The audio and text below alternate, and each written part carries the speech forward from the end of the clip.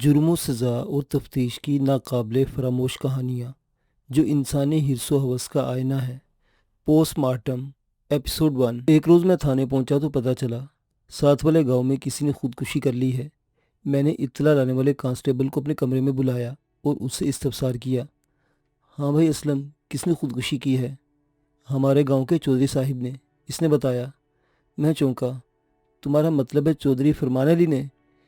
Constable Aslam کا تعلق احمد نگر نامی گاؤں سے تھا جہاں فرمان علی کی چودراہٹ تھی۔ اس نے میرے سوال کے جواب میں کہا، جی ملک صاحب، میں چودھری فرمان علی ہی کی بات کر رہا ہوں۔ تمہارے چودھری نے کیوں خودکشی کی؟ میں نے پوچھا۔ وہ اتنا بزدل یا مجبور تو نہیں تھا؟ چودھری فرمان علی اپنے ظلم اور سختیوں کے سبب دور دور تک مشہور تھا۔ مجھے معلوم ہوا تھا وہ جرائم پیشہ افراد خصوصاً ڈاکوؤں کی پشت پناہی بھی کرتا تھا۔ اس کے ظلم و ستم اور دھاندلیوں کے قصے گاہے بگاہے مجھ تک پہنچتے رہتے تھے، لیکن میں اس پر ہاتھ نہیں ڈال سکا تھا۔ میری معذوری در حقیقت قانون کی مجبوری تھی۔ کسی بھی شخص کو حوالات میں پہنچانے اور عذابات جیل بھجوانے کے لیے دو چیزوں کی اشد ضرورت ہوتی ہے، نمبر 1 رپورٹ اور نمبر 2 گواہ۔ جب تک کوئی شخص ہمارے پاس کسی کے خلاف شکایت لے کر نہ آئے، ہم قانونی کارروائی کے سلسلے میں بے بس ہوتے ہیں۔ از خود کسی ایکشن کے لیے مضبوط گواہوں کی ضرورت پیش آتی ہے۔ چودھری کی خوش قسمتی یا قانون کی بے بسی کے فرمان علی کی زیادتیوں کے خلاف کوئی مدعی بننے کو تیار تھا اور نہ ہی گواہی دینے کے لیے، اور اب اسی بے قابو چودھری نے خودکشی کر لی تھی۔ کانسٹیبل اسلم نے جواب دیا، خودکشی کی وجہ ابھی تک سامنے نہیں آ سکی۔ حویلی کے اندر اور باہر مختلف خبریں گردش کر رہی ہیں۔ میں ناشتے سے فارغ ہوا ہی تھا کہ مجھے واقعے کے بارے میں پتہ چلا۔ میں سیدھا حویلی کی طرف چلا گیا اور سنگون لینے کی کوشش کی، لیکن کسی نتیجے پر نہ پہنچ سکا اور تھانے چلا آیا۔ کمال ہے، کانسٹیبل کی بات ختم ہونے پر میں نے حیرت سے کہا، نزدیکی گاؤں میں اتنا بڑا واقعہ پیش آ گیا اور ابھی تک حویلی سے ایک بندہ بھی تھانے نہیں پہنچا۔ کانسٹیبل نے پرسوچ انداز میں کہا، انہیں اپنے جھگڑوں سے فرصت ملے گی تو ادھر کا رخ کریں گے نا؟ کیا چودھریوں کی حویلی میں کسی قسم کا فساد پھیلا ہوا ہے؟ معلوم تو ایسا ہی ہوتا ہے، کانسٹیبل نے مبہم لہجے میں کہا۔ میں نے پوچھا، تمہیں حویلی کے اندر جانے کا موقع ملا تھا؟ نہیں ملک صاحب، اس نے نفی میں گردن ہلائی۔ حویلی کا صدر دروازہ تو صبح ہی سے بند کر دیا گیا ہے، صرف قریبی رشتہ داروں کو آنے جانے کی اجازت ہے۔ میں نے کوشش تو بہت کی لیکن اندر داخل نہ ہو سکا۔ حویلی کے باہر گاؤں میں جو خبریں گرم ہیں، میں انہی کی روشنی میں آپ کو اطلاع دی ہے۔ وہ ایک لمحے کے لیے متوقف ہوا، پھر بات کو آگے بڑھاتے ہوئے بولا، ویسے آپ ٹھیک کہتے ہیں، ان لوگوں کو چاہیے تھا کہ فوراً تھانے اطلاع دیتے۔ میں نے سوچ میں ڈوبے ہوئے لہجے میں کہا، چودھری فرمان علی کی موت کوئی معمولی واقعہ نہیں، اور وہ بھی خودکشی کی صورت میں۔ ابھی تک تو یہ بھی پتہ نہیں چلا کہ اس نے کن حالات میں اور کس لیے خودکشی کی ہوگی۔ کانسٹیبل نے مجھ سے پوچھا، ملک صاحب، اگر حویلی والوں میں سے کوئی تھانے نہ آیا تو آپ کیا کریں گے؟ میں وہی کروں گا جو قانون کا تقاضا ہے، میں نے مستحکم لہجے میں کہا۔ حویلی والے مجھے اطلاع دیں یا نہ دیں، اس سے کوئی فرق نہیں پڑتا۔ ایک لمحے کے توقف سے میں نے اضافہ کیا، تم حوالدار کو میرے پاس بھیجو، تھوڑی دیر میں ہم احمد نگر روانہ ہو جائیں گے۔ اوکے سر، کانسٹیبل نے فرما برداری سے کہا اور میرے کمرے سے نکل گیا۔ اگلے 15 منٹ کے اندر میں احمد نگر جانے کی تیاری کر چکا تھا۔ میں نے کانسٹیبل اسلم اور حوالدار شمشاد کو اپنے ساتھ لے جانے کا فیصلہ کیا تھا۔ اسلم چونکہ احمد نگر ہی کا رہنے والا تھا، اس لیے اسے ساتھ رکھنے میں فائدہ تھا۔ ہمارے تھانے میں عملہ بہت کم تھا اور میں نے 2-4 تجربات میں نتیجہ حاصل کیا تھا کہ تفتیشی معاملات میں حوالدار شمشاد بہترین معاون ثابت ہوا تھا۔ ہم ایک سجے سنورے تانگے میں بیٹھ کر تھانے سے روانہ ہو گئے۔ تانگے والا خاصا شوقین مزاج لگتا تھا۔ اس نے اپنے تانگے کو کسی دلہن کی طرح سجا رکھا تھا۔ وہ خود بھی کسی بانکی سے جیلے جوان کا نقشہ پیش کر رہا تھا۔ تانگا جب تھانے کی حدود سے نکل کر کچے راستے پر آ گیا تو کوچوان نے عاجزی سے پوچھا، تھانے دار صاحب، آپ خیریت سے احمد نگر جا رہے ہیں نا؟ تمہیں کیا نظر آ رہا ہے؟ میں نے الٹا اس سے سوال کر ڈالا۔ وہ جی۔ وہ گڑبڑا گیا۔ میں نے قدرے سخت لہجے میں کہا، وہ جی کے کچھ لگتے لگاتے، تانگا چلا جائے، تم نے تفتیش کی کام کب سے شروع کر دیا؟ ہم احمد نگر کیوں اور کس لیے جا رہے ہیں، اس سے تمہیں کیا مطلب؟ وہ قدرے سہم کر مجھے دیکھنے لگا، پھر ٹھہرے ہوئے لہجے میں بولا، دراصل تھوڑی دیر پہلے میں نے کچھ سواریاں مراد پور سے احمد نگر پہنچائی ہیں۔ وہ لوگ بڑی افراتفری میں تھے۔ میں نے ان کی پریشانی کا سبب جاننا چاہا تو انہوں نے ٹال دیا، اور اب آپ بھی احمد نگر جا رہے ہیں؟ وہ معنی خیز انداز میں میری طرف دیکھنے لگا، پھر بولا، آپ کو اس طرف جاتے دیکھ کر مجھے تشویش ہو رہی ہے، لگتا ہے احمد نگر میں کوئی لمبا پھڈا ہو گیا ہے۔ تانگے والا غلط نہیں کہہ رہا تھا۔ احمد نگر میں ایک نہایت ہی اہم واقعہ پیش آ چکا تھا۔ اس کی باتوں سے ظاہر ہوا وہ چودھری فرمان علی کی خودکشی کے بارے میں کچھ نہیں جانتا۔ اس کا مطلب یہی تھا کہ اس کا تعلق احمد نگر سے نہیں ہو سکتا تھا۔ میں نے سرسری انداز میں پوچھا، شہزادے تمہارا نام کیا ہے؟ کوچوان نے خود کو شہزادوں کی طرح بنا سوار کر رکھنے کی بھرپور کوشش کی تھی۔ میرے طرز تخاطب نے اسے خوش کر دیا، اس کا سینہ مسرت کے جذبات سے خاصا کشادہ ہو گیا۔ اپنی تعریف سب کو اچھی لگتی ہے اور تعریف بھی کسی پولیس والے کے منہ سے کوچوان کا فخر بیجا نہیں تھا۔ وہ بڑے انداز سے بولا، جناب بندے کا نام تو دلدار ہے لیکن سب اسے دلو دلو کہتے ہیں۔ کیا کرے جی، لوگ نام بگاڑ دیتے ہیں، لاکھ سمجھاؤ کوئی مانتا ہی نہیں۔ تمہارا نام بگڑ کر بھی خاصا پرکشش ہے، میں نے سامنے سڑک پر دور تک نگاہیں دوڑاتے ہوئے کہا۔ وہ کچی سڑک سیدھی احمد نگر گاؤں تک جاتی تھی۔ میں تصور کی آنکھ سے احمد نگر میں واقع چودھری فرمان علی کی حویلی کو دیکھ رہا تھا، لیکن اس کے ساتھ ہی دلدار کوچوان سے بھی بات چیت جاری تھی۔ دلدار کی بنسبت دلو زیادہ مؤثر ہے۔ ایک لمحہ خاموش رہنے کے بعد میں نے پوچھا، تم کہاں کے رہنے والے ہو؟ جناب میرا تعلق چمن آباد سے ہے، اس نے بتایا۔ چمن آباد، احمد نگر، مراد پور وغیرہ ایک دوسرے کے آس پاس پائے جانے والے گاؤں تھے۔ یہ تمام علاقہ میرے تھانے کی حدود میں آتا تھا۔ میں نے کوچوان کو مخاطب کیا اور پوچھا، دلو کیا تم احمد نگر کے چودھری فرمان کو جانتے ہو؟ نام سنا ہے جناب، دیکھا کبھی نہیں۔ وہ صاحب گوئی سے کام لیتے بولا، اس کے بارے میں بڑی خوفناک باتیں سننے میں آتی ہیں۔ ہمارے گاؤں والے چودھری فرمان کو ایک ظالم جابر اور سفاک شخص سمجھتے ہیں۔ اس کی سربریت کی بہت سی داستانیں مشہور ہیں۔ وہ تمام داستانیں اور کہانیاں آج بہت افسردہ اور نادم ہیں، میں نے خیال افروز انداز میں کہا، کیونکہ ان کا خالق مزید کسی ایسی تخلیق کے قابل نہیں رہا۔ کہ چودھری فرمان کا انتقال ہو گیا؟ کوچوان کے لہجے میں تعصب کے بجائے ایک مسرت آمیز حیرانی تھی، جیسے لاشعوری طور پر اسے چودھری کی موت سے اطمینان حاصل ہوا ہو۔ میں نے گھمبیر آواز میں کہا، سنا چودھری فرمان علی نے خودکشی کر لی ہے، ہم اسی طرف جا رہے ہیں۔ اوہ، وہ ایک طویل سانس خارج کر کے خاموش ہو گیا۔ میں نے دلدار کے چہرے کا جائزہ لیا، وہاں صدمے یا غم کے آثار مجھے نظر نہ آئے۔ ظاہر ہو رہا تھا اسے چودھری کی موت کا کوئی دکھ نہیں ہوا تھا۔ ایک عام تانگا بان پر اتنے بڑے واقعے کے تاثر کو دیکھ کر لگتا تھا چودھری فرمان علی سے اکثر لوگ خوش نہیں تھے، ورنہ چودھری کسی بھی گاؤں کے لیے ایک صاحبان کی حیثیت کا حامل ہوتا ہے۔ میں نے بعض چودھریوں کی موت پر لوگوں کو دھاڑے مار مار کر روتے ہوئے دیکھا تھا۔ تھانے سے احمد نگر کا فاصلہ لگ بھگ 2 میل کا تھا۔ ہم نے آدھا راستہ طے کر لیا۔ تھوڑی دیر کے بعد دلدار نے متعاملانہ انداز میں کہا، تھانے دار صاحب، بزرگوں سے سنا ہے کہ مرنے والے کی برائی نہیں کرنی چاہیے، لیکن اس کی حقیقت سے انکار نہیں کیا جا سکتا کہ چودھری فرمان کی موت سے ہزاروں لوگوں کو سکھ کا دم نصیب ہوگا۔ ایک لمحے کے توقف کے بعد اس نے الجھن زدہ انداز میں کہا، ایک بات عقل میں نہیں آ رہی جناب، وہ یہ کہ چودھری خودکشی پر مجبور کیوں ہو گیا؟ اسے ایسا کون سا غم تھا؟ میں نے سنجیدہ لہجے میں کہا، ہوگا کوئی نہ کوئی بھاری غم، ورنہ کوئی بھی انسان خام خواہ اپنی جان سے کھیلنے کا فیصلہ نہیں کرتا۔ ملک صاحب، میں نے تو 2 کشتیوں کے مسافر کو ہمیشہ پریشانی دیکھا ہے، کانسٹیبل اسلم نے کہا۔ چودھری فرمان علی بھی کسی پیچیدہ چکر میں پھنس گیا ہوگا، اس نے تو خیر سے 3 کشتیوں پر جھنڈے گاڑ رکھے تھے۔ 3 کشتیوں کی مسافری والی کیا بات ہے بھائی؟ میں نے کانسٹیبل سے پوچھا۔ میں اس کا اشارہ تو سمجھ گیا تھا، لیکن انجان بنتے وضاحت اس لیے طلب کی کہ شاید کوئی نئی اور اہم بات سامنے آ جائے۔ چودھری فرمان علی نے میری معلومات کے مطابق 3 شادیاں کر رکھی تھی، اس کی تیسری بیوی خوبرو اور جوان تھی۔ اسلم نے کہا، ملک صاحب 3 گھروں کو پورا کرنا آسان نہیں ہوتا، اس قسم کے شوق صرف عرب شیوخ ہی پال سکتے ہیں۔ بیوی تو ایک ہی دماغ کی ایسی تیسی کر دیتی ہے، کجا یہ کہ 3 اور وہ بھی ایک 65 سالہ شخص کی۔ تمہاری شادی ہو گئی اسلم؟ میں نے پوچھا۔ ابھی نہیں ملک صاحب، اس نے بتایا۔ آپ کو تو یہ بات معلوم ہے۔ میں نے اس کے جواب کے آخری حصے کو نظر انداز کرتے ہوئے کہا، تم بھی عجیب انسان ہو، شادی ہوئی نہیں اور بیویوں کے تجربات دل کھول کر بیان کر رہے ہو۔ وہ جھیپ کر دوسری سمت دیکھنے لگا۔ فطری طور پر وہ ایک شرمیلا انسان تھا۔ والدار نے کہا، ملک صاحب اس کی شادی نہیں ہوئی تو کیا ہوا؟ اس نے درجنوں شادیوں میں شرکت تو کی ہوگی۔ حوالدار کا انداز چھیڑنے والا تھا۔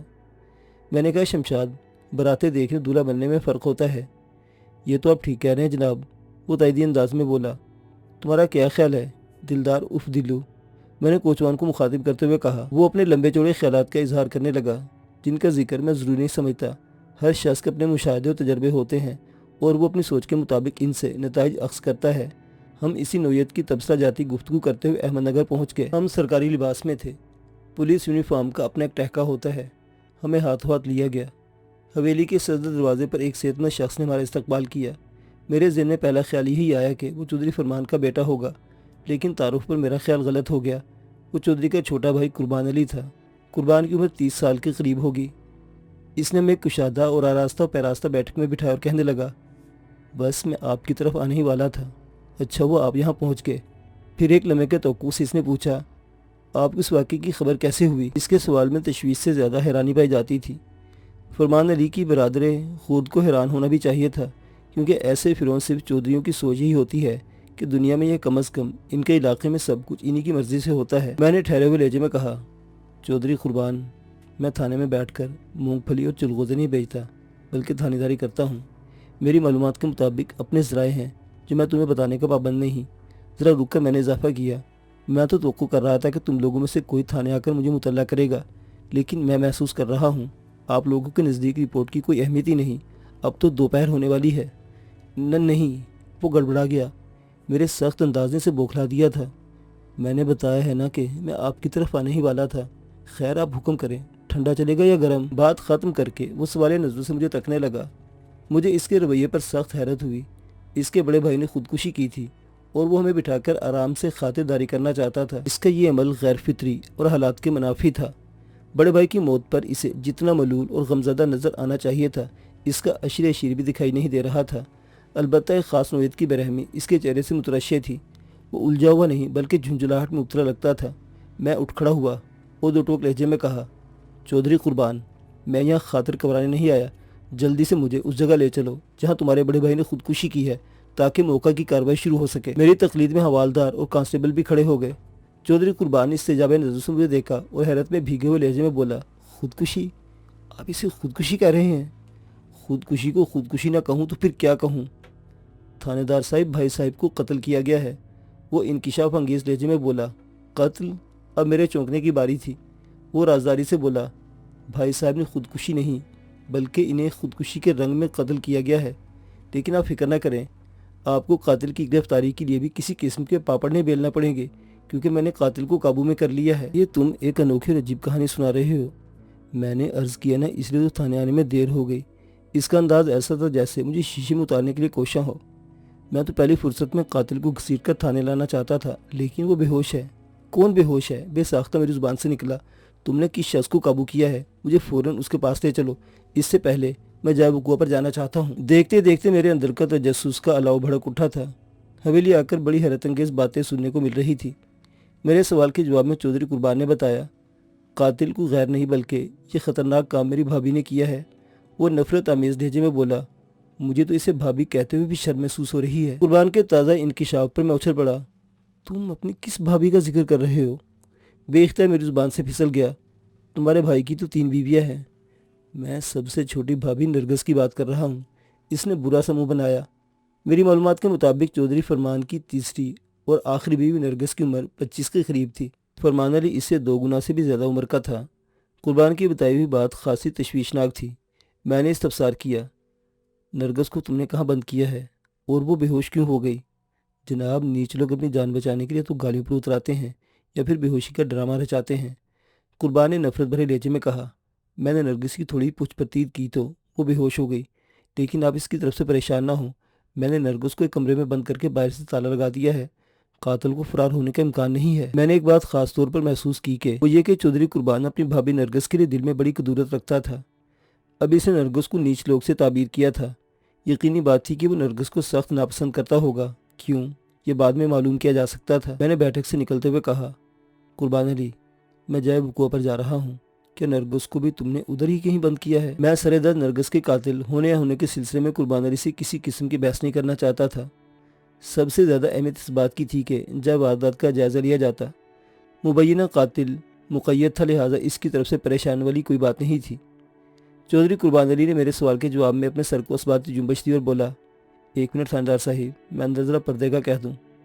5 मिनट बाद हम तीनों उस कमरे में पहुंच गए जिसकी छत से चौधरी फरमान अली की लाश लटक रही थी। मौजा अहमद नगर का ठुस्सेदार और जालिम जाबिर हुक्मरानी से बहुत दूर छत और फर्श के दरमियान टंगा हुआ था।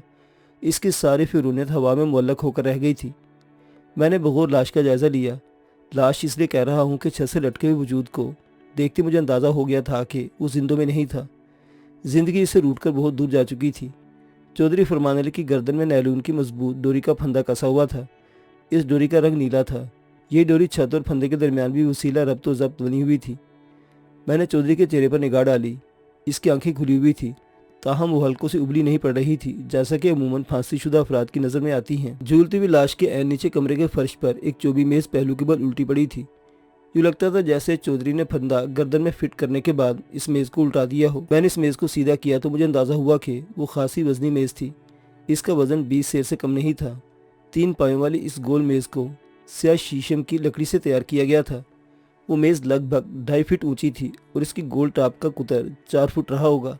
اس مضبوط اور بھاری بھرکم میز کو پاؤں کی ٹھوکر سے الٹنا آسان کام نہیں تھا، جبکہ الٹانے والا ایک 65 سالہ بوڑھا سا ہو تو یہ کام تقریباً ناممکن ہو کر رہ جاتا ہے۔ میں اس نقطے پر تھوڑا سا چونکا، پھر موقع کی کارروائی میں مصروف ہو گیا۔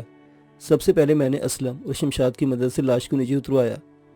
لاش کے تفصیلی معائنے کے بعد میں نے اسے سرکاری ہسپتال بھیجنے کے احکام صادر کیے تو چھوٹا چودھری آڑے آ گیا۔ تھانے دار صاحب، قربانی نے اکھڑے ہوئے لہجے میں کہا، بھائی صاحب کی لاش کو آپ اسپتال کیوں بھیجوانا چاہتے ہیں؟ پوسٹ مارٹم کے لیے، میں نے سیدھا اور سادہ جواب دیا۔ آپ بھی کمال کرتے ہیں جناب، اس نے کہا، یہ سیدھا قتل کا کیس ہے اور قاتل کو میں نے ایک کمرے میں بند کر رکھا ہے۔ آپ اس نامراد کو جیل بھجوائیں، خام خواہ بھائی صاحب کی لاش کی بے حرمتی کیوں کرواتے ہیں؟ وہ ایک لمحے کو متوقف ہوا، پھر ناگواری سے بولا، میں نے سنا ہے پوسٹ مارٹم میں لاش کو چیر پھاڑ کر رکھ دیتے ہیں۔ تم نے بالکل ٹھیک سنا ہے قربان علی، میں نے کہا، تمہارے بھائی کی موت طبی حالات میں واقع نہیں ہوئی، اس لیے پوسٹ مارٹم بہت ضروری ہے۔ تم خام خواہ قانون کی راہ میں رکاوٹ ڈالنے کی کوشش نہ کرو۔ میں نے قاتل کو بند کر وہ ایک مرتبہ پھر نرگس کا حوالہ دینا چاہتا تھا۔ میں تمہارے بند کیے ہوئے قاتل سے بھی ملاقات کر لیتا ہوں۔ میں نے اس کی بات مکمل ہونے سے پہلے ہی کہہ دیا، بہتر یہی ہوگا کہ تم صبر و سکون سے کام لو اور ضروری کارروائی میں مجھ سے بھرپور تعاون کرو۔ وہ بے بسی سے مجھے گھور کر رہ گیا۔ میں نے اسلم کی نگرانی میں چودھری فرمان علی کی لاش کو ضلعی اسپتال روانہ کر دیا۔ دلدار اف دلو کا تانگا حویلی کے باہر موجود تھا، لہٰذا اس سلسلے میں کسی تاخیر کا سامنا نہیں کرنا پڑا۔ اس کام سے فارغ ہونے کے بعد میں جائے وقوع کا جائزہ لینے لگا۔ وہ 15 بائی 20 فٹ کا ایک کشادہ کمرہ تھا اور اپنی سیٹنگ کے اعتبار سے بیڈ روم نظر آتا تھا۔ ازاں بعد مجھے معلوم ہوا کہ وہ چودھری فرمان علی کی خوابگاہ تھی۔ کمرے میں ضرورت کی ہر شے موجود تھی، بلکہ بعض اشیاء بلا ضرورت بھی تھی۔ میں زیادہ تفصیل میں نہیں جاؤں گا۔ اس کمرے کی جس چیز نے مجھے چونکنے میں مجبور کیا وہ اس کی دیواروں میں موجود دروازے تھے۔ ہر دیوار میں ایک منقش دروازہ نظر آ رہا تھا۔ جس دروازے سے میں اس خوابگاہ میں داخل ہوا وہ ایک برآمدے میں کھلتا تھا اور اس وقت مکمل طور پر واہ تھا۔ باقی تینوں دروازے بند تھے۔ میرے اس تبصار پر قربان علی نے بتایا، معزز سامعین حضرات، چودھری فرمان علی کی موت کی تفتیش ابھی جاری ہے، بقیہ واقعہ اگلی قسط میں۔